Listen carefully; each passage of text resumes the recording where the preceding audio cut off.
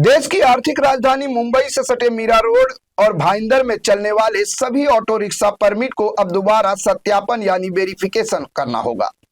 राज्य में परिवहन मंत्री प्रताप सरनाईक ने इस संबंध में एक आदेश जारी किया है। उन्होंने 1 मई तक वेरिफिकेशन की रिपोर्ट विभाग से तलब की है।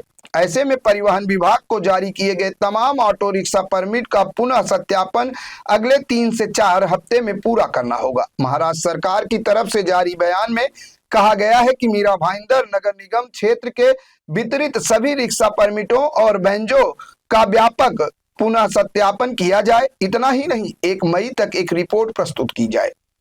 जानकारी के मुताबिक महाराष्ट्र के परिवहन मंत्री प्रताप सरनाईक, जो खुद इस इलाके से ही काफी ताल्लुक रखते हैं, उन्होंने ये निर्णय बीजेपी के स्थानीय विधायक नरेंद्र मेहता की तरफ से दी गई शिकायतों के बाद लिया है।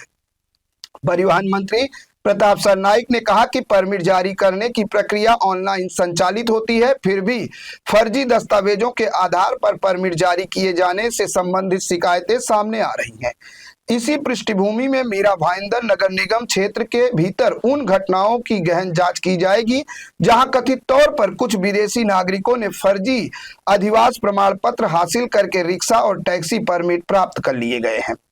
परिवहन मंत्री सरनाईक ने कहा कि पिछले कुछ सालों में जारी किए गए परमिटों की जांच करने के निर्देश सभी क्षेत्रीय परिवहन कार्यालयों को जारी कर दिए गए हैं, लेकिन यह सत्यापन अभियान विशेष रूप से मीरा भाईंदर नगर निगम क्षेत्र में शुरू किया जाएगा। मीरा भाईंदर क्षेत्र में सभी रिक्शा परमिटों का कड़ा निरीक्षण करने के लिए एक विशेष अभियान चलाया जाएगा।